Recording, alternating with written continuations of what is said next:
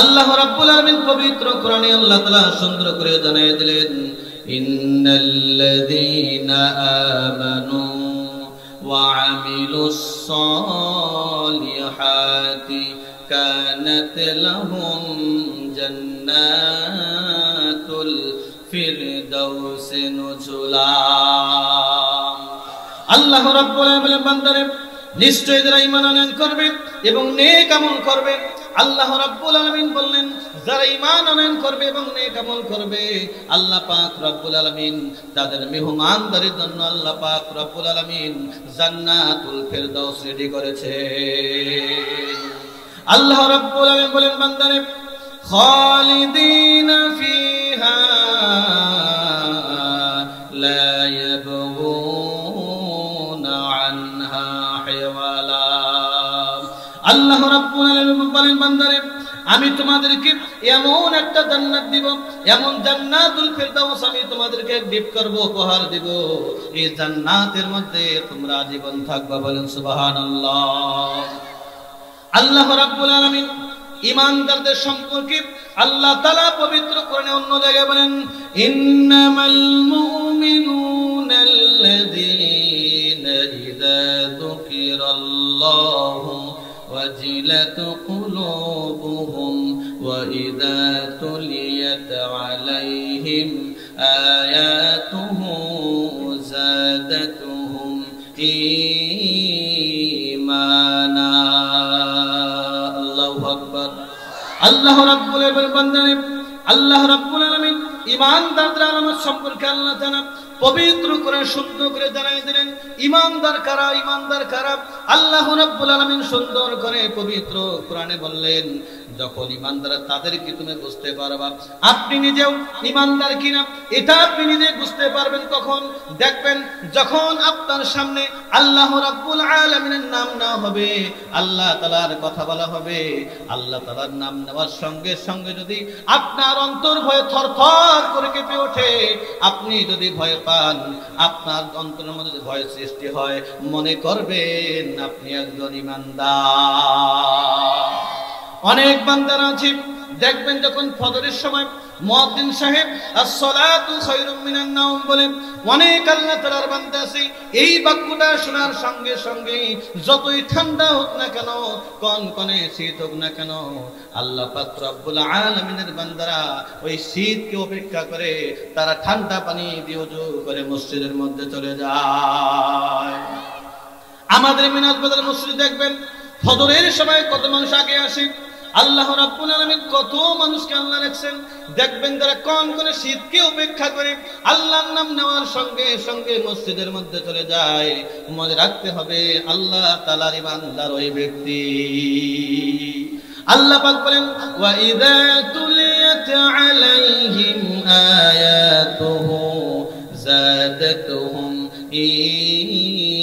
ঈমানা। আল্লাহু আকবার। আল্লাহ রাব্বুল আলামিন বলেন বান্দারে শোনো, কত সুন্দর করে আল্লাহ বললেন যখন তোমার সামনে কোরআনুল কারীম তেলাওয়াত করা হবে, কোরআনুল কারীমের আলোচনা তোমার সামনে করা হবে, যদি কারো সামনে কোরআন তেলাওয়াত করা হয়, যদি কোরআন তেলাওয়াতটা আপনার ভালো লাগে, যদি আপনার কাছে ওয়াজ মাহফিল ভালো লাগে, কোরআনে আলোচনা ভালো লাগে, যদি আপনি প্যান্ডেলের বাইরে না চলে যান, প্যান্ডেলের মধ্যে ভিতরে থাকেন, মন বাইরে যাইতে চায় না, মনে করবেন যদি এরকম অন্তরে কারো রেখাপাত করে, মনে করবেন ঈমানদারের মধ্যে আপনি একজন ঈমানদার, বলেন সুবহানাল্লাহ।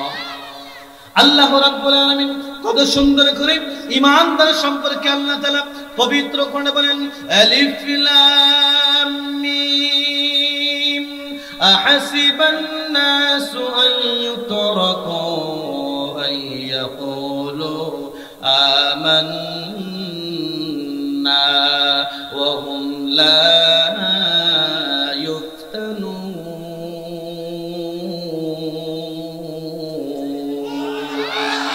আল্লাহ পাক বলেন বান্দারে আলিফ লাম মিম বলার পরে আল্লাহ তাআলা বললেন মানুষরা কি মনে করে, যারা ঈমানদার তারা কি মনে করে যে তারা শুধু বলবে আমরা ঈমান আনয়ন করেছি আর আমাদের কোনো কাজ নাই। আল্লাহ পাক বলেন বান্দারে শোনো, যারা এইটা মনে করবে আমি তাদেরকে বলতেছি ওয়া হুম লা ইফতানুন, আমি কি তাদেরকে কোনো পরীক্ষা করব না। আল্লাহ তাআলা বলেন বান্দারে যদি তোমরা ঈমানদার হও তাহলে আমি আল্লাহ পাক রব্বুল আলামিন তোমাদেরকে সুন্দর করে পরীক্ষা করব। আল্লাহ তাআলা বলেন ওয়ালা নাবলুওয়ান্নাকুম বিশাইইম মিনাল খাউফি ওয়াল জু'i ওয়া নাকসিম মিনাল আমওয়ালি ওয়াল আনফুসি ওয়াস সামারাত। আল্লাহু আকবার। আল্লাহ পাক বলেন বান্দারে আমি তোরা তো ঈমানদার, আমি আল্লাহ পাক রব্বুল আলামিন তোমাদেরকে আমি আল্লাহ তাআলা পরীক্ষা করব। কখনো টাকা পয়সা দেব, কখনো টাকা পয়সা ছিনাই নেব, কখনো বড়লোক বানাবো, কখনো গরিব বানাবো, কখনো সম্মান দিব, কখনো সম্মানটা আমি কিনে নিব, কখনো ক্ষমতা দিব, তোমাকে কাউন্সিলর বানাবো, তোমাকে মেয়র বানাবো। দেখি কাউন্সিলর হয়ে তুমি চুরি করো না, বাটপারি করো না, ভালো কাজ করো। কথা হয় না? আমাদের হারাগাছের কাউন্সিলর আলহামদুলিল্লাহ খুব ভালো আছে।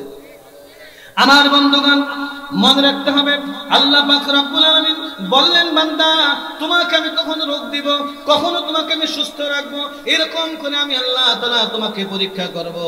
আল্লাহ পাক রব্বুল আলামিন ওই আয়াতের অংশে আল্লাহ বলবেন ওয়ালাকাদ ফাতান্নাল্লাযীনা মিন ক্বাবলিহিম ফালায়া'লামান্নাল্লাহুল্লাযীনা সাদাকু وَلَيَعْلَمَنَّ الْكَاذِبِينَ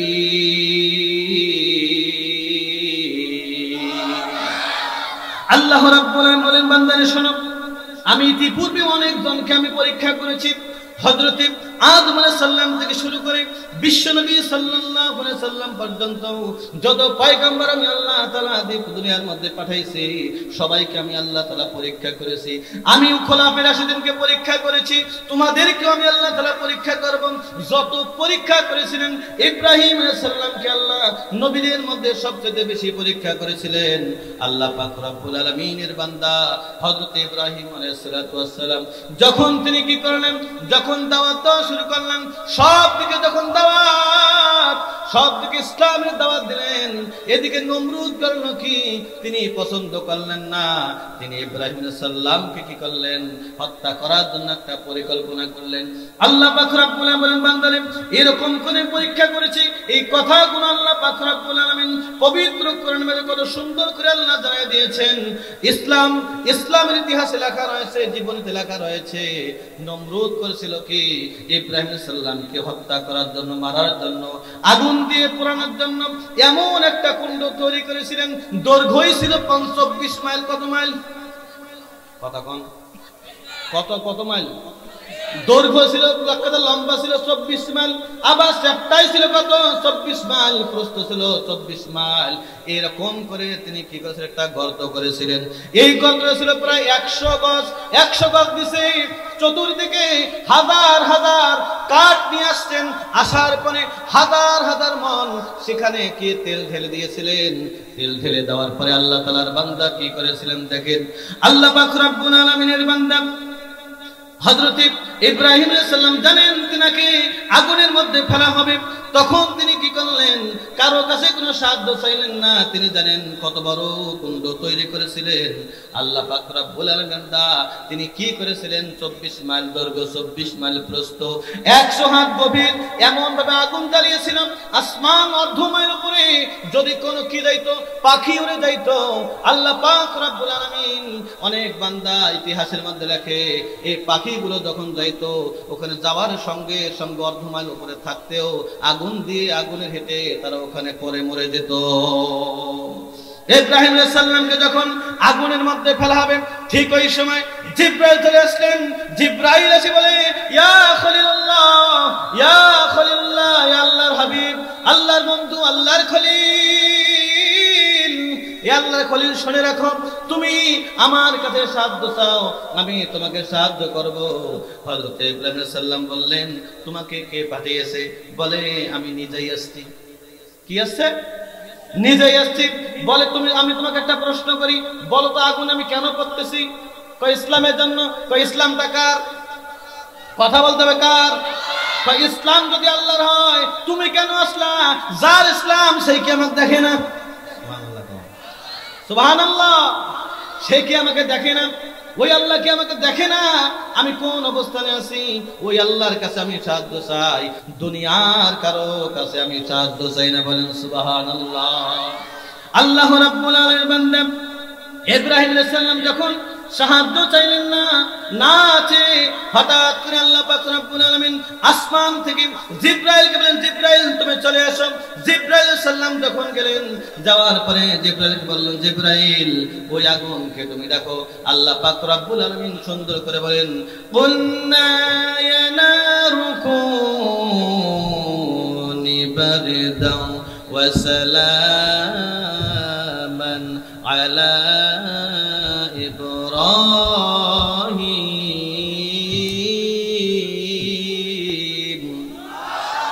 আল্লাহ পাক রব্বুল আলামিন মাইক অপারেটর কই কোথায়?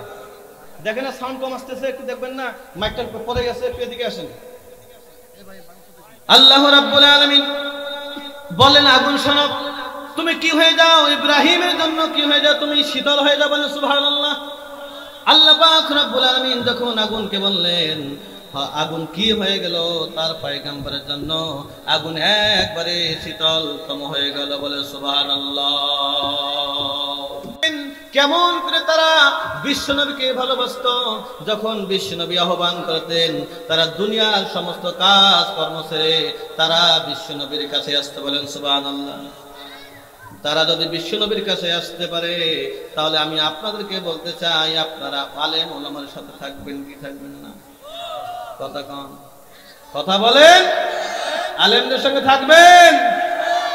আলেমদের সঙ্গে যদি আপনারা থাকতে না পারেন, যদি এইবার ভুল করেন, তাহলে মনে রাখবেন বাংলাদেশের যত চোর ক্ষমতায় আসছিল, এই চোরেরা আবারও এই দেশ শাসন করবে। কথা ঠিক কিনা বলেন? আজীবন কেঁদে কেঁদে আপনারা কোরআনী সংবিধান কায়েম করতে পারবেন না। কথা ঠিক কিনা কন? এই জন্য আলেমদের সঙ্গে থাকা লাগবে কি লাগবে না? আপনারা তো জানেন না, ইতিপূর্বে এই দেশ যারা শাসন করেছিল, এই দেশ যারা শাসন করেছিল ৭১ সাল থেকে ২৪ সাল পর্যন্ত, এই মানুষগুলি বিশ্বের দরবারে এই বাংলাদেশকে চোরের দিক থেকে ৫ বার চ্যাম্পিয়ন করেছে। কতবার কতবার কতবার? কি ভালো কাজ করছিলেন এই জন্য পুরস্কার পাইছেন, না চোরের দিক থেকে? কথা বলেন না কেন? চোরের দিক থেকে কি আমরা চ্যাম্পিয়ন হয়েছি, এই জন্য উদাত্ত আহ্বান জানাবো। আর না, আমরা চোরের খপ্পরে পড়তে চাই না। এবার আন্দোলন হবে, এবার সংগ্রাম হবে, আবারও রক্ত দিব, আবারও জীবন দিব, আবু সাইদের মতো আবারও জীবন দিয়ে এবার ইসলাম হুকুমত কায়েম করে তারপর ঘরে ফিরবে। কথা ঠিক কিনা কন? থাকতে পারবেন তো ইনশাআল্লাহ? সম্মানিত ভাইরা আমার, নবী করিম সাল্লাল্লাহু আলাইহি ওয়াসাল্লামের যুগে তখনকার আমলে ঈমানের তো জজবা ছিলেন, ঈমানের তো পাওয়ার ছিলেন, যে যারা যখন তারা যুদ্ধে নামতো, যুদ্ধে নামার সঙ্গে সঙ্গে তাদের চেহারা পরিবর্তন হয়ে যেত। কথা ঠিক কিনা কন? কিন্তু আজকে আমরা আলেমদেরকে সাপোর্ট করতেছি না, না করে কি করি, এই আজকে একটা মাহফিল, এই মাহফিল বিষয় বাজারে রাস্তাঘাটে অনেকজনকে বলতেছে মাহফিল শুনে লাভ নাই। এক কথা কন না কা? যে এই মাহফিলকে একটা বাধা মনে করে, একটা বাধা মনে করবে, আমি বলতে চাই কাফের আর তার মধ্যে কোনো পার্থক্য নাই। এক কথা কন না কা? এটা আমি বলি নাই, হাবিবুল্লাহ মাহমুদ কাসিবি হুজুর দামাত বরকত উনি বলেছেন যে যারা আলেমদের সমালোচনা করে, আলেমদেরকে দেখতে পারে না, আলেমের কথা নিয়ে এদিক ওদিক ছুটাছুটি করে, তারা আলেমদের বদনাম করে। মনে রাখতে হবে, ওরা যদিও টুপি মাথায় দেয়, যদিও দাড়ি রাখে, যদিও মুসলমান, কিন্তু তারা কোনো ইমানদার নয়। কথা ঠিক কিনা কন? আপনারা কি কোনোদিন ইয়াতে গেছিলেন, নদীর পাড়ে গেছিলেন? অনেকে জানেন, আমার সঙ্গে আছেন তো অনেকেই, আমার সঙ্গে মাছ মারছেন, আছেন না নাই? ব্যাঙের নাটু দেখছেন? ব্যাঙের নাটু দেখেন নাই? আচ্ছা বলেন তো, ব্যাঙের নাটুগুলো দেখলে কোন মাছের মতো দেখায়? কোন মাছ? আরে মাগুর মাছের মতো দেখায় না? দেখায় কোন মাছের মতো? মাগুর মাছের মতো দেখায়। কিগুলা? ব্যাঙের নাটুগুলা। এই ব্যাঙের নাটু দেখলে যেমন মাগুর মাছ নয়, বাংলাদেশের মধ্যে এমন মানুষ রয়েছে, মাথায় টুপি আছে, গায়ে পাঞ্জাবি আছে, মুখে দাঁড়িয়ে আছে, দেখবেন মুসলমান নামে তারা ঘুরে ঘুরে বেড়ায়, আসলে সে মুসলমানের বাচ্চা না, সে একটা মুনাফিকের বাচ্চা। কথা ঠিক কিনা কন? এজন্য বুঝতে হবে আমাদের যে যেগুলো ভান ধরেছে, ইসলামের যেগুলো ভান ধরেছে, এগুলোকে শিক্ষা দিতে হবে। কথা ঠিক কিনা বলেন? আমরা বারবার এক করতে পারবো না। মুসলমান এক করতে পারে না। মুসলমান এক করতে না পারে এবার ভালো সিদ্ধান্ত নেবে, আলেম ওলামার সঙ্গে থেকে এবার ইসলামিক রাষ্ট্র কায়েম করবো ইনশাআল্লাহ। কথা ঠিক কিনা বলেন? ইসলামের যুগে নবী করিম সাল্লাল্লাহু আলাইহি সাল্লাম যখন মক্কা থেকে মদিনায় গেলেন, মদিনায় যাওয়ার পরে মনোযোগ দিয়ে শোনেন, দুইটা ছোট্ট বাচ্চা এসে বলতেছে, আসসালামু আলাইকুম, আপনার ছেলের নাম না, আপনার নাম কি? বিশ্বনবী সাল্লাল্লাহু আলাইহি সাল্লাম বললেন, আমার নাম হচ্ছে মুহাম্মদ। যখন এই কথা বললেন, তখন বলল, যদি আপনার নাম মুহাম্মদ হয়, আপনার বাড়ি কোথায়? তখন তিনি বললেন, আমার বাড়ি হচ্ছে মক্কায়। কয় মদিনায় কেন আসতো? কয় মক্কার মানুষগুলো আমাকে ঠিক থাকতে দেয়নি, আমাকে বারবার জুলুম করেছে, অত্যাচার করেছে, ভালোভাবে আমাকে খাইতে দেয়নি, বারবার জুলুম করেছে, এই জন্য মক্কা থেকে আমি মদিনাতে আসলাম। আচ্ছা, আপনাকে যে মক্কায় জ্বালাইছে, সবচেয়ে বেশি জ্বালাইছে কে? তা বলল, সবচেয়ে বেশি জ্বালাইছে সে আবু জেহেল। নাম কোন কি? সবাই বলেন নাম কি? আবু জেহেল জ্বালাইছে। শুনেন, দুই ভাই আজকে ওয়াদা করলাম, ছোট ভাই বড় ভাইকে বলে, বড় ভাই এই পয়গম্বরকে জ্বালিয়েছে, যে অত্যাচার করেছে, যে জুলুম করেছে, দুই ভাই আজকে আমরা ওয়াদা করলাম, যদি ইসলামে কখনো যুদ্ধ হয়, সংগ্রাম করতে হয়, লড়াই করতে হয়, আমরা যুদ্ধের ময়দানে গিয়ে এই আবু জেহেলকে আমরা ছোট দুই ভাই হত্যা করে ফেলবো। কে হত্যা করবে? কে করবে? হ্যাঁ, একটার বয়স 10 বছর, একটার বছর 8 বছর। হ্যাঁ, মাসুম বাচ্চা কিনা? কথা বলেন। ইমানি জজ্বা দেখেছেন? কথা বলতে হবে মুসলমান, কথা বলতে হবে। ওরা আমাদেরকে বিদায় করতে চায়, ওরা আমাদেরকে মাছছাড়া করতে চায়। মনে রাখতে হবে, আম মুসলমান পালানোর জাতি না। এ যুবক কথা বলেন, মুসলমান পালানোর জাতি।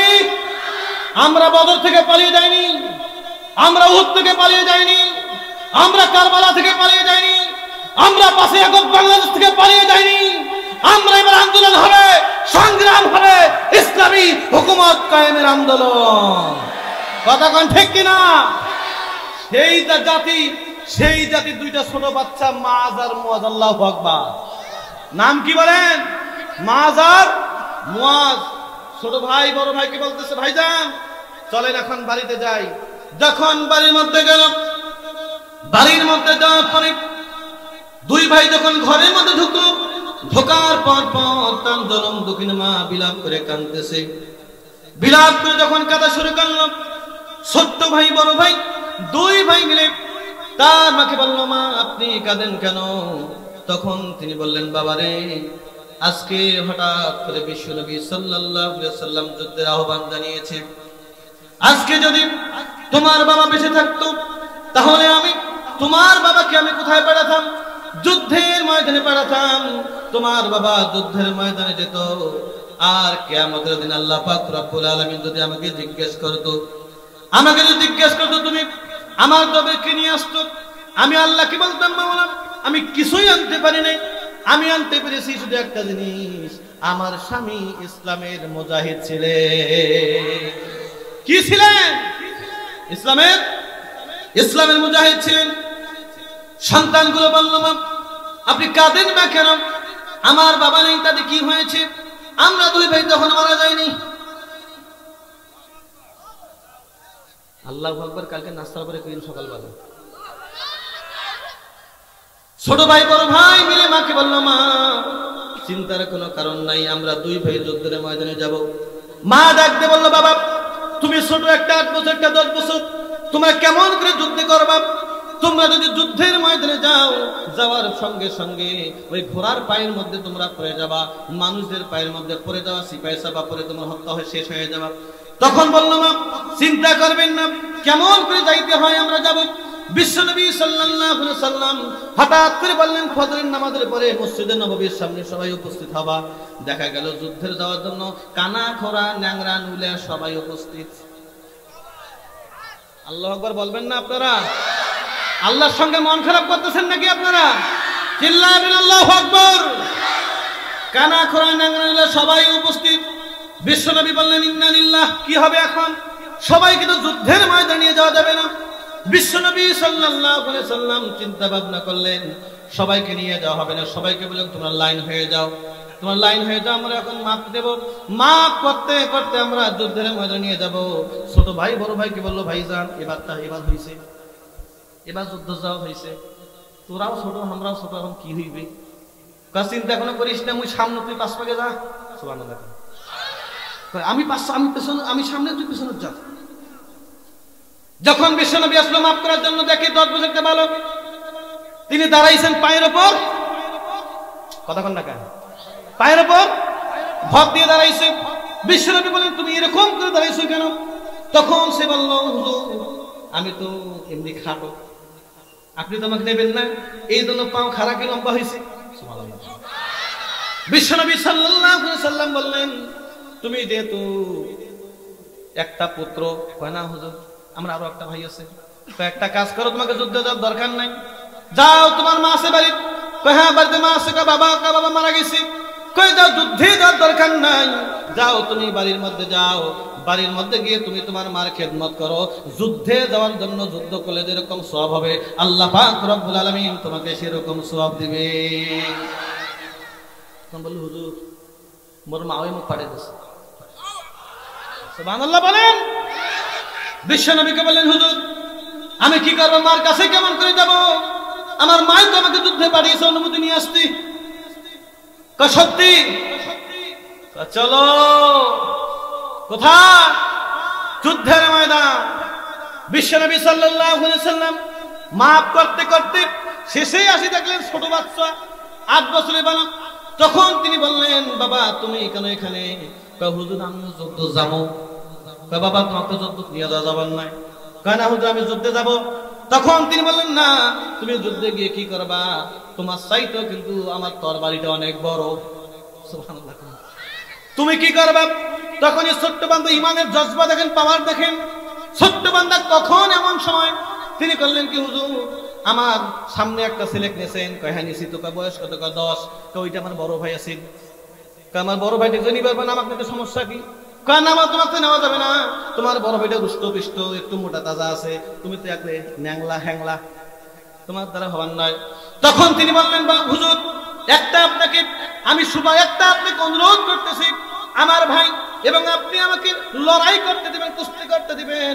যদি আমি কুস্তির মধ্যে যদি হারি যদি জিতি তাহলে আমাকে অনুমতি দেবেন কিনা কোন? তাকে তুই পারবি? হুজুর যদি পারি।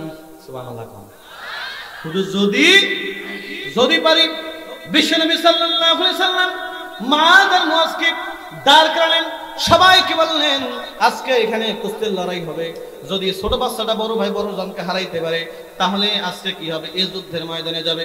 ছোট ভাই বড় ভাইকে গিয়ে বলল বড় ভাই, চোখে চোখ রাখি বলল বড় ভাই তুই তো অনেক শক্তিশালী, তুই যদি একটা মুখ ল্যাং দিস তাহলে মুই শেষ। সুবহানাল্লাহ করবেন না? বড় ভাই একটা কাজ করতে হবে, তোমাকে একটা কথা বলি, আমি তোমাকে যখন ল্যাং মারার সাথ তুমি নেন্নালা হয় তুমি নিজেই পড়ে যাবা, তাহলে দুইজনে যুদ্ধে যাইতে পারবো। সুবহানাল্লাহ। আল্লাহু আকবার। ছোট ভাই বড় ভাইকে যখন এই পরামর্শ দিলেন চুক্তিপত্র হয়ে গেল। চুক্তিপত্র হওয়ার পরে বিশ্বনবী সাল্লাল্লাহু আলাইহি সাল্লাম দাঁড়ানো অবস্থায় ছিলেন। আল্লাহ পাক রব্বুল আলামিন খেলা দেখতেছেন। দুই ছোট বাচ্চা, ছোট ভাই যখন বড় ভাইকে ল্যাং মারলো পরে গেল, ছোট ভাই হঠাৎ করে সেখান থেকে লাফিয়ে নবীকে গিয়ে বলেছে নবী হুজুর ইয়া পয়গম্বর এখন বলেন যুদ্ধে নিয়ে যাবেন কিনা? কয় চলো তুমিও যুদ্ধে যাবে। আল্লাহু আকবার। আল্লাহ পাকের বান্দা যখন যুদ্ধের ময়দানে রওনা হলো, আমি আলোচনা সংক্ষেপ করতেছি। আল্লাহ পাক রব্বুল আলামিন দুই বান্দা যখন কি করলো যুদ্ধের ময়দানে গেল, যুদ্ধের ময়দানে যাওয়ার সময় আল্লাহু আকবার মুসলমানদের সংখ্যা কতজন ছিল বলেন তো? 300 কতজন? 313 জন ছিল। ওদিকে কাফেরদের সংখ্যা কত হাজার? কত হাজার বলেন? আল্লাহু আকবার। এদিকে 313 জন, ওদিকে 1000 313 জন লড়বে 1000-এর বিরুদ্ধে। আল্লাহ পাক রব্বুল আলামিনের বান্দা, দুই বান্দা চলে গেল, সবাই চলে যেতে এদিকে বিশ্বনবী সাল্লাল্লাহু আলাইহি সাল্লাম সিজদার মধ্যে পড়ে গেলেন। সিজদা যখন পড়ে গেলেন, যাওয়ার পর আল্লাহ পাকের কাছে বলতেছেন, আল্লাহ ওদিকে 313 জন আর আমাদের কাছে 313 জন, ওদিকে আল্লাহ 1000 কেমন করে যুদ্ধ হবে? আল্লাহ পাক রব্বুল আলামিনের বান্দা যখন পয়গম্বর আল্লাহর দরবারে এরকম রোনাদারি করতেছেন, হঠাৎ করে জিবরাইল চলে আসলেন। আসার পর বলতেছেন, হুজুর আমি আসছি। এদিকে আবু জেহেল আসে বলতেছেন, কয় মুহাম্মদ কোথায়? খেলা হবে। কি হবে? আল্লাহ বলতেছেন, মুহাম্মদ আমার বন্ধু মাঠে যাও, এবার আবু জেহেলের সঙ্গে খেলা হবে। কথা কান্নাকা দমে গেলেন আপনারা? হারা গাছের যুবক তো কখনো দমে যায় না, ঠিক কিনা? সম্মানিত ভাইরা আমার, যখন বিশ্বনবী বললেন, আবু জেহেল এসে বলতেছে খেলা হবে, তখন আল্লাহ পাক রব্বুল আলামিন জিবরাইলকে বলেন, জিবরাইল এসে বলতেছে, হুজুর নেমে পড়েন, খেলা হবে। কি হবে? বিশ্বনবী সাল্লাল্লাহু আলাইহি সাল্লাম বললেন, তুমি একাই? তিনি বললেন, হুজুর কি করব? আল্লাহ পাক রব্বুল আলামিন হঠাৎ করে আমাকে ডাক দিয়ে বলতেছেন, জিবরাইল এদিকে আসো, যুদ্ধের পোশাক পরো। সুবহানাল্লাহ বলেন। যুদ্ধের পোশাক। আমি যখন এই কথা শুনলাম বললাম, কেন যুদ্ধের পোশাক পরব? যুদ্ধ করা ফেরেশতাদের কাজ নয়, যুদ্ধ করা হচ্ছে মানুষদের কাজ। তখন তিনি বললেন, যুদ্ধ করা আজকে মুসলমান যেহেতু, মানুষরাই যেহেতু যুদ্ধ করবে, কিন্তু আমি নিয়াত করেছি, আল্লাহ নিয়াত করেছি, আজকে তোমাকে সহজকে যুদ্ধ করতে হবে। বিশ্বনবী সাল্লাল্লাহু আলাইহি সাল্লামকে যখন এই কথা বললেন, বলার সঙ্গে সঙ্গে বিশ্বনবী বললেন, জিবরাইল এখন কি হবে? হুজুর চিন্তা করেন না, 3000 নিয়ে আসছি আর 5000 থুই আছে। এই কথাটা কোরআনের মধ্যে আছে। কোরআনের মধ্যে তো সারার কথা লেখা নাই, আমি বুঝার জন্য বললাম, ঠিক কিনা কোন? জিবরাইল কি বললেন? কয় হাজার নিয়ে আসছে? কথা বলেন, কয় হাজার? সারা তুই আছে কয় হাজার? হুজুর চিন্তা করেন না, এই 3000 দিয়ে লড়াই করা শুরু করে দেই। হঠাৎ করে একজন সাহাবী এসে বললেন যুদ্ধের ময়দান থেকে, বিশ্বনবী আমি কিছুই বুঝতে পারলাম না, যুদ্ধের ময়দানে আমি দেখলাম কে জানি বলতেছে ধর, কে জানি বলতেছে ধর, ওইটাক ধর, ওইটাক ধর। হঠাৎ করে একজন সাহাবী এসে বলল, পয়গম্বর কিছুই বুঝতে পারলাম না, আমি তীর আমি কি করলাম, আমি আমার তলোয়ারটা দিয়ে আমি এরকম করে হাঁকাইতেছি, অনেক দূরে হচ্ছে কাফের মুশরিকরা, আমি বুঝতে পারলাম না, হাঁকাইছি এখানে, কাল্লা নামছে ওইখানে। বিশ্বনবী সাল্লাল্লাহু আলাইহি সাল্লাম বললেন, তোমরা বুঝতে পারো নাই, আল্লাহ পাক রব্বুল আলামিন জিবরাইলকে দিয়ে আল্লাহ 3000, একমাত্র 3000, এখানে আলাদা আছে 5000, মাত্র 8000 ফেরেশতা দিয়ে আমাদের সঙ্গে মিলিত হয়ে যুদ্ধ করার জন্য বলেছে। সুবহানাল্লাহ বলেন। এই জন্য বলি, আমি আপনাদেরকে বলতে চাই, আচ্ছা বলেন তো, আল্লাহ আগের আছে না নাই? কথা কয় না। আগের আল্লাহ আছে।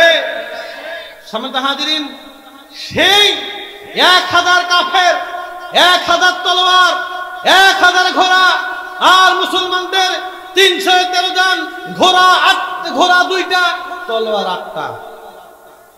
কয়টা তলোয়ার? কয়টা ঘোড়া? কয়টা কাফেরদের মানুষ? কয়টা ঘোড়া? কয়টা তলোয়ার? কয়টা? মুসলমানদের 8টা তলোয়ার ভাগ করে দিলে কয়টা করে পড়ে? কয়টা করে পড়ে? ভাগে একটা আসে। 8টা তলোয়ার 8 জনকে 313 জনকে ভাগ করে দিয়ে একটা তলোয়ার পড়ে। তাহলে বোঝা গেল সেই যুদ্ধের ময়দানের সঙ্গে আল্লাহ পাক রব্বুল আলামিন সাহায্য করেছেন। আল্লাহু আকবার। সেই আল্লাহ আগে এখন আছে, আগের আল্লাহ এখন আছে, সেই ফেরেশতা এখন আছে, জিবরাইল এখন আছে, সেই মুসলমান এখন আসরা নাই। এই মুসলমান বাংলাদেশের মধ্যে থাকতে নাস্তিক মুরতাদরা কেন কথা বলতে পারে? এইটাই আমাদের প্রশ্ন করা, ঠিক কিনা কম?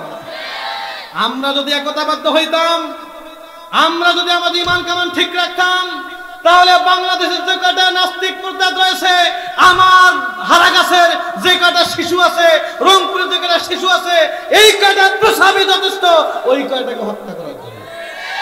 কতক্ষণ ঠিক কিনা? আমরা দূরে থাকি, এই ছোট বাচ্চাই আনা কথা ঠিক কিনা কন? সেই মাদার মজমত এখন বাচ্চা আসরে নাই, আজকে আমাদেরকে কদর করা হয় না। এই মাদ্রাসার ছাত্রদেরকে কথা ঠিক কিনা কন? কদর করা হয়? দেখলে মনে হয় শুধু নাক ছিটকা মাদ্রাসার ছাত্রদেরকে দেখলে কথা ঠিক কিনা কন? মনে রাখতে হবে, আজকে আপনি আলেমের সমালোচনা করতেছেন, আজকে মাহফিলে দরজা বাধা করতেছেন, মনে রাখবেন আপনি যদি মারা যান আপনার জানাজা এই আলেম উযু ছাড়া পড়ার কথা ঠিক কিনা কন? যারা এই আলেমদের বিরুদ্ধে কথা বলবে, আলেমদের বিরুদ্ধে রুখে দাঁড়াবে, আমি বলতে চাই বাংলার সমস্ত ইমামরা তাদের জানাজার নামাজ উযু ছাড়াই পড়ে। আপনারা কি করেন? আপনারা কি করেন? তবু আমাদের মনে দয়া, মনে কি উযু নিয়ে পড়াই। আল্লাহু আকবার বলেন। আজকে এই হুজুরদেরকে আপনি গালি দেন, মনে রাখবেন এই হুজুররাই না থাকলে, যদি হুজুররা না থাকতো বেটা তুই তো একটা জালের সন্তান পরিণত হয়ে যেত। কথা ঠিক কিনা কন? এ কথা কন না কেন? যারা কথা বলবেন না মনে হবে যে মনে হয় ওই গ্রুপের সদস্য, ঠিক কিনা কন? কথা বলতে হবে যুবক, কথা বলতে হবে, চুপ থাকার সময় কথা বলতে হবে। দেখেন যদি হুজুররা বিয়ে না পড়াইতো, ওর বাবা এবং মা যখন থাকতো মিলামিশা করতো, আচ্ছা বলেন তো এটা সন্তান যখন আসতো এটা জারুয়া সন্তান ভাল না ভাল সন্তান? এক কথা কন না কেন? কি সন্তান? জারুয়া সন্তান। এই জন্য আলেমদের কারণেই তুমি ভদ্র পবিত্র সন্তান হয়ে হতে পেরেছো। এই জন্য আলেমকে তোমাকে শ্রদ্ধা করতে হবে, ঠিক কিনা কন? কথা বলেন না কেন? মনে রাখবেন যারা আলেমদের বিরুদ্ধে কথা বলে, যারা আলেমদের বিরুদ্ধে কথা বলে, আলেমদের মাহফিলে যাইতে নিষেধ করে, মনে রাখবেন আমার মনে হয় যে হুজুর বিয়ে পড়াইছে ওই হুজুর মানে উযু ছাড়াই বিয়ে পড়াইছে। কথা কন না কেন? মরার সময় আলেমের দরকার আছে না নাই? জন্মের সময় আযান কে দিয়েছে? তোর বাপ দিছে নাকি? এক কথা কন না কেন? ওদেরকে বলতে আপনাদেরকে বলতেছি না, মনে কিছু নেন না। যখন জন্মগ্রহণ করেছে আযান করে বাপ দিছে নাকি? এই মসজিদ থেকে মুয়াজ্জিনকে ধরে নিয়ে যাওয়া কথা ঠিক কিনা কন? যখন বিবাহ পড়েছে, কে বিবাহ পড়িয়েছিল? আলেমরাই বিবাহ পড়েছিল। যখন মরবে কে হান্দাবে কন? এ কবর কে হান্দাইবে? কে রেখে আসবে বলেন? আলেমরাই রেখে আসবে। আর এই আলেমদের বদনাম এখন করতেছে। আমি বলতেছি তুমি সাবধান হয়ে যাও, যদি তুমি আলেমদের বিরুদ্ধে কথা বলো মনে রাখবা তোমার ঈমান হবে, ঈমান ধরে কথা ঠিক কিনা কন? কারণ যারা আলেমদের বিরুদ্ধে কথা বলে স্বয়ং আল্লাহ পাক রব্বুল আলামিন তাদের সাথে আল্লাহ পাক যুদ্ধ ঘোষণা করে দেন, বলেন নাউজুবিল্লাহ। আচ্ছা বলেন তো, যারা যে আল্লাহ যদি কারো বিরুদ্ধে যুদ্ধ ঘোষণা করে ওটা কি জান্নাত না জাহান্নামী? কথা কন না কে? এই জন্য যদি গজলের কথাগুলো ঠিক হয় বলতে ঠিক বলতে পারবেন তো ইনশাআল্লাহ? কথা বলেন, ঠিক বলতে পারবেন তো? এই মোল্লা রে সার হাতকে কবর দিবে না, এই মোল্লা রে সার হাতকে দাফন দিবে না, এই মোল্লা সারা তোর জানাজা কেউ পড়াবে না।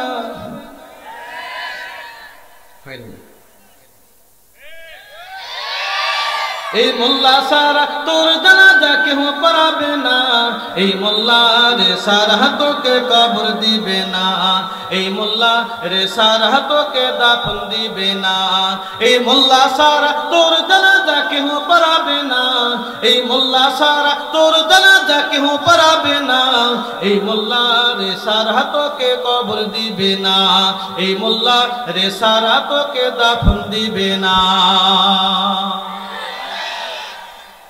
সারা জীবন করলি রে তুই যেই মোল্লারে ঘৃণা, সেই মোল্লারে লাগবে পড়লে একবার ভাবলি না। সারা জীবন করলি রে তুই যেই মোল্লারে ঘৃণা, সেই মোল্লারে লাগবে পরে একবার ভাবলি না। এই মোল্লা না থাকিলে তোমার বিয়ে হইত না। কথা বলতে হবে যুবক, কথা বলতে হবে।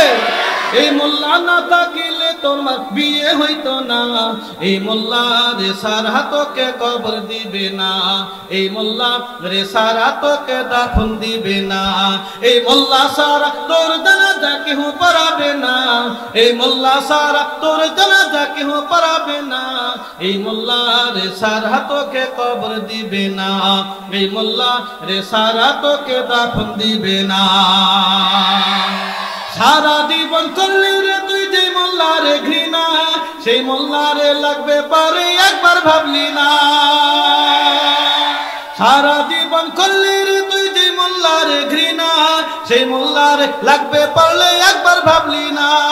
ওরা ঠেকায় পারলে হুজুর সিনে, নইলে সিনে না। কথা ঠিক কইছি? আওয়াজ আরো আসতে দেন, আওয়াজ আরো আসতে দেন। ওরা ঠেকায় পারলে হুজুর সিনে, নইলে সিনে না, এই মোল্লা রে সারা তোকে কবর দিবে না, এই মোল্লা রে সারা তোকে দাফন দিবে না, এই মোল্লা সারা তোর জানাজা কেহ পড়াবে না, এই মোল্লা সারা তোর জানাজা কেহ পড়াবে না, এই মোল্লা রে সারা তোকে দাফন দিবে না। লিল্লাহে তাকবীর, নারায়ে তাকবীর, জিকির করি লা ইলাহা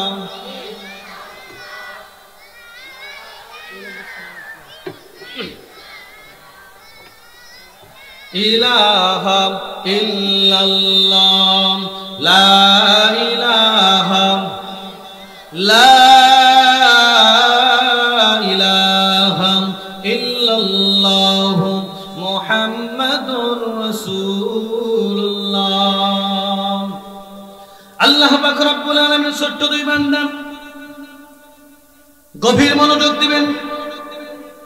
যখন যুদ্ধের ময়দানে চলে গেল, যুদ্ধ যখন শুরু হয়ে গেল, যুদ্ধ করতে করতে হঠাৎ করে আব্দুর রহমান ইবনে আউফ রাদিয়াল্লাহু তাআলা আনহু এক কর্নার থেকে দেখতে পেলেন বড় একটা ঘোড়ার মধ্যে কি যেন সজ্জিত হয়ে সেখান থেকে যুদ্ধ পরিচালনা করতেছে। আব্দুর রহমান ইবনে আউফ রাদিয়াল্লাহু তাআলা দেখলেন যে এটা আর কেউ নয়, এটা হচ্ছে জাহান্নামী আবু জেহেল। আবু জেহেল যখন যুদ্ধ পরিচালনা করতেছে, আব্দুর রহমান ইবনে আউফ রাদিয়াল্লাহু তাআলা চিন্তা করলেন এইবার তো সুযোগ, পৃথিবীর মধ্যে সবচেয়ে বড় জালেম, আইয়ামে জাহিলিয়াতের যুগে সবচেয়ে বড় জালেম আবু জেহেলকে আমি এখন হত্যা করে ফেলবো। কারণ তিনি হত্যা করতে পারবেন না, কারণ আবু জেহেল তো একাই নন। আচ্ছা বলেন তো, নেতার পেছনে ডান দিকে বাম দিকে পুলিশ প্রশাসন সেনাবাহিনী রাজবাহিনী থাকে না থাকে? কথা বলেন, থাকে না থাকে? যেগুলো বদমাশ, বড় বড় বদমাশ, এই বদমাশগুলোর সাথে আরো বেশি পুলিশ থাকে। কথা বলেন না কেন জানেন? এই জন্য পুলিশ প্রশাসন থাকে, জানে যে আমি কত আকাম কুকাম করেছি, অনেক যদি মানুষের কাছে আমি শত্রু হিসাবে আছি। আল্লাহ পাক রব্বুল আলামিন আমাদের আজকের প্রধান পৃষ্ঠপোষক আলহাজ মোহাম্মদ মাহফুজুর রহমান ভাইকে আল্লাহ পাক রব্বুল আলামিন সুস্থতা দান করুক, সকলে না আমিন। আমার বন্ধুগণ, আল্লাহ পাক রব্বুল আলামিন, আমি যে কথা বলতে চাচ্ছিলাম, কথা হলো দুনিয়ার মধ্যে দেখবেন চোর বাটপার রাজাকার, দেখবেন চাঁদাবাজ সন্ত্রাসী, এদের সঙ্গে কিন্তু বেশি বডিগার্ড থাকে। আবু জেহেলের সঙ্গে কিন্তু অনেকগুলো বডিগার্ড ছিল। আব্দুর রহমান ইবনে আউফ রাদিয়াল্লাহু তাআলা এদিকে মনোযোগ দেন। আব্দুর রহমান ইবনে আউফ রাদিয়াল্লাহু তাআলা তিনি চিন্তা করলেন, আমি একাই কেমন করে আবু জেহেলকে হত্যা করব? হত্যা করতে পারবো না, কারণ আবু জেহেল তো একাই নয়, তার সঙ্গে কয়জন আছে। আবু জেহেল হাত দিতেছেন, যুদ্ধ পরিচালনা করতেছেন। এমন সময় আব্দুর রহমান ইবনে আউফ রাদিয়াল্লাহু তাআলা ডানে বামে তাকার পরে কাউকে কোনো কিছু পাইলেন না, কাউকে পাইলেন না। তিনি দাঁড়িয়েছেন, হঠাৎ করে দুইটা বাচ্চা এসে দাঁড়িয়ে বলতেছেন, চাচা চাচা, আবু জেহেলকে আপনি কি চিনেন? কে বলতেছে? কে বলতেছে? চাচা আপনি কি আবু জেহেলকে চিনেন? কয় বাবা, আবু জেহেলকে দিয়ে তোমরা কি করবা? চাচা কোন কিনে চিনেন না না চিনেন? কি করো বলো না? চাচা আমরা দুই ভাই নিয়ত করে আসছি। কি করে আসছি? আমরা দুই ভাই নিয়ত করে আসছি। নিয়ত কি মানে বুঝলাম না। চাচা মাক কয় আসছি ভাই, আমরা দুজনকে জান্নাতে যাবো, আবু জাহেলকে আজকে জাহান্নামে পাঠাবো, ঠিক কি রকম? হাদিসে তোরা যুদ্ধ কেমন করে মারবেন তোমরা? কোথা তো দেখাই দেন না কেন আবু জাহেল কোথায়? এ জালেমকে দেখিয়ে দেন। আব্দুর রহমান আউফ রাদিয়াল্লাহু তাআলা আনহু তখন তিনি বললেন, বাবা শোনো, ওই যে দেখো তো দাঁড়িয়ে আছে, তুমি দেখো বিশাল একটা ঘোড়া, ঘোড়ার মধ্যে দেখো ওখানে একজন আছে, ডানে বামে কয়েকজন আছে, এই লোকটাকে তোমাকে চিনতে পারো কি? চিনতে পারতেছি। কয়টার নাম আবু জাহেল। আল্লাহু আকবার। দুই ভাই চলে গেলেন। যখন এই কথা বললেন, বলার সঙ্গে সঙ্গে বাজ পাখির মতো দৌড়ে গেলেন আবু জাহেলের ওখানে। যাওয়ার পর দুই ভাই দুই ছোরা দিয়ে কি করতেছেন জানেন? আবু জাহেলকে হাক পাল লাগছে। আচ্ছা বলেন তো, আবু জাহেল এসে ঘোড়ার উপরে, কোথায়? কথা কন না কেন? আর আল্লাহ পাক রব্বুল আলামিন বলছেন, তোমরা শত্রুদেরকে আঘাত করো ঘাড়ের মধ্যে। কোথায়? কোথায়? ঘাড়ের মধ্যে আঘাত করে দেন আল্লাহ পাক বলছেন। দুই ভাই ছোট তো, একটা 8 বছর একটা 10 বছর, এইরকম করতেছে। আর আবু জাহেল তো উপর। ছোট ভাই বড় ভাইকে খবর লাগছে, ও ভাই একটা কাজ করেন, ঘোড়ার পাত কাটেন।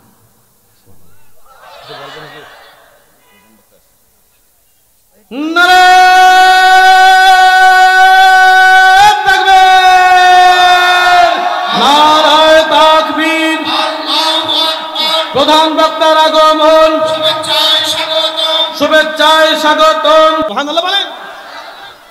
বড় ভাই যখন ঘোড়ার পায়ের মধ্যে আঘাত করলেন, আঘাত করার সঙ্গে সঙ্গে ঘোড়া যখন পড়ে গেলেন, ঘোড়া পড়ার সঙ্গে সঙ্গে আল্লাহ পাক রব্বুল আলামিন দুই বান্দা মাজ এবং মুয়াজ আবু জাহেল পুকুরে পড়ে চললেন, তোরা সঙ্গে সঙ্গে হাঁকাহাঁকি শুরু করলেন ছোরা দিয়ে। এমন সময় আব্দুল্লাহ ইবনে মাসউদ রাদিয়াল্লাহু তাআলা দৌড় দিয়ে চলে আসলেন। আসার সঙ্গে সঙ্গে এমন ভাবে আঘাত করলেন, আবু জাহেলের মাথাটা একবারে আলাদা করে দিলে। আমার বন্ধুগণ বুঝতে হবে, এই জন্য আল্লাহ পাক রব্বুল আলামিন ঈমানদারদের কথা বলছেন, ওয়ালাকাদ ফাতান্নাল্লাযীনা মিন ক্বাবলিহিম ফালায়া'লামান্নাল্লাহুল্লাযীনা সাদাকু ওয়ালায়া'লামান্নাল কাযিবিন।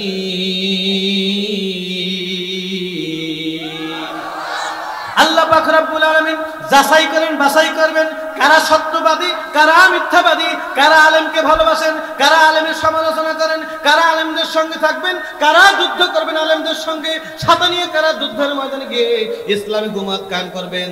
আল্লাহ পাক রব্বুল আলামিন কিন্তু এগুলো পরীক্ষা করবে। কি করবে? কথা বলেন তো, পরীক্ষা করবে, করবে না? আমরা পরীক্ষায় অংশগ্রহণ করতে পারবো তো ইনশাআল্লাহ? পারবো ইনশাআল্লাহ। এই জন্য আমি বলতে চাই, সর্বশেষ কথা বলতে চাই, ওরা মুসলমানদেরকে চেনে না, ঠিক কিরকম? আমি বলতে চাই, আমি তোমাদেরকে বলতে চাই, মুনাফিক মুশরিক শুনে রাখো, নাস্তিকরা, তোমরা পাহাড় দেখেছো, পাহাড়ের ওজন দেখো নাই। তোমরা ঘুঘু দেখেছো, ঘুঘুর ফাঁদ দেখো নাই। তোমরা সমুদ্র দেখেছো, সমুদ্রের গভীরতা দেখো নাই। তোমরা মুসলমান দেখেছো, কিন্তু মুসলমানের অহংকার দেখো, ঠিক কিরকম? এবার আমরা একত্রিত হয়ে এমন আন্দোলন করব, বাংলার জমিনে কোন চাঁদাবাদ, কোন সন্ত্রাসী, কোন নাস্তিক, কোন মুরতাদ, কোন চোর বাটপারকে রাখবো না। কথা ঠিক কিনা বলেন? তাদেরকে দুধা পিঠা করে ভারতে পাঠিয়ে দেবো, ঠিক কিনা কন? পারবেন ইনশাআল্লাহ। আল্লাহ পাক আমাদের সকলে কবুল করুক, সকলে আমিন।